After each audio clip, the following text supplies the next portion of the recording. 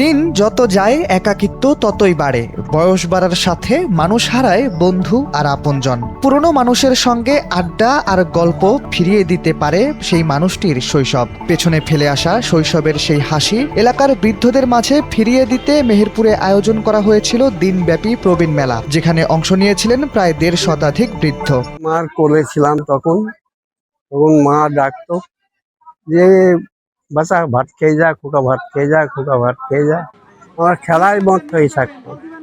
তো এখন আমরা সেই খেলাটা ফিরে পাচ্ছি বুড়ি বয়সে, আমাদের খুব আনন্দ লাগছে।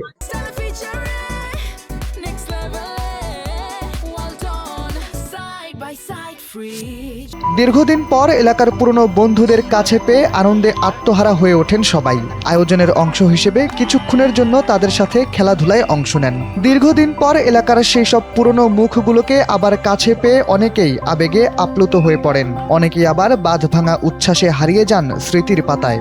প্রত্যেক বছর ন্যায় এবছরও আমরা সেই মিলন মেলান অনুষ্ঠান করেছি এবং সকল গ্রামের প্রবীণদের একত্রিত করে তাদের একদিনে যাতে মুখে হাসি ফোটে এবং সকল প্রবীণ এবং নবীনরা মিলে যে তাদের সাথে একসাথে সময় পার করছে এবং তাদের সাথে সকালবেলা নাস্তা, খেলাধুলা এবং দুপুরে খাওয়া দাওয়া সব কিছু মিলাই তাদের মনে যে একদিনের জন্য আনন্দ ফুর্তি বিনোদন দিতে পারছে, এতে আমরা অনেক ধন্যবাদ, অনেক অনেক খুশি। এবং আমরা চাই আমাদের যারা নতুন প্রবীণ আছে বা নবীন প্রবীণ আছে তারা যেন সবাই এই অনুষ্ঠানটা দলমত নির্বিশেষে আরো দীর্ঘায়িত করে। আয়োজনের শুরুতেই প্রবীণদের ফুল ও টি শার্ট দিয়ে বরণ করে নেয় এলাকার তরুণরা। এলাকার সবচেয়ে প্রবীণ ব্যক্তিকে দেওয়া হয় পুরস্কার, সাথে খেলাধুলায় অংশ নেওয়া বিজয়ীদেরও পুরস্কৃত করা হয়। দুপুরে খাওয়ার পর্ব শেষ করে দোয়া ও মোনাজাতের মধ্য দিয়ে শেষ হয় দিনব্যাপী প্রবীণ মেলা।